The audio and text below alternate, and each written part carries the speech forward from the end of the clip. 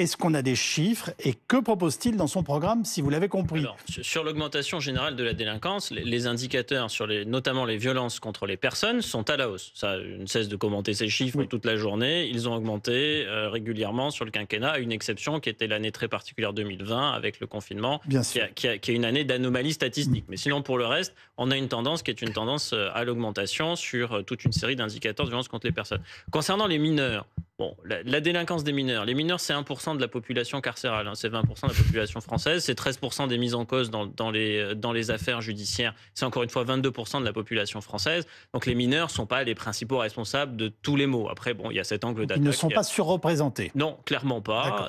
C'est eux qui sont plus particulièrement visés. Mais après, c'est par les annonces, hein, pour les mesures. Mais après, ce sont pour des motifs qui sont essentiellement politiques, avec cette question qui est celle de l'excuse de minorité entre 16 et 18 ans, puisqu'il appartient pour les mineurs qui ont entre 16 et 18 ans lorsqu'ils sont jugés, à la formation de jugement, d'apprécier si oui ou non ils encourent la même peine qu'un majeur ou la moitié de la peine. Mais je tiens à dire que pour les faits les plus graves, c'est-à-dire pour les cours d'assises qui se jugent, donc les crimes qui se jugent devant les cours d'assises de mineurs, c'est un juré populaire qui choisit si oui ou non on vous juge comme un majeur. Donc c'est l'expression chimiquement pure de la volonté du peuple. C'est-à-dire que c'est 6 personnes tirées sur les listes électorales plus 3 magistrats professionnels qui, en conscience, vont regarder un mineur accusé de crime, c'est-à-dire les faits les plus graves, et dire si oui ou non il convient de le juger comme un majeur.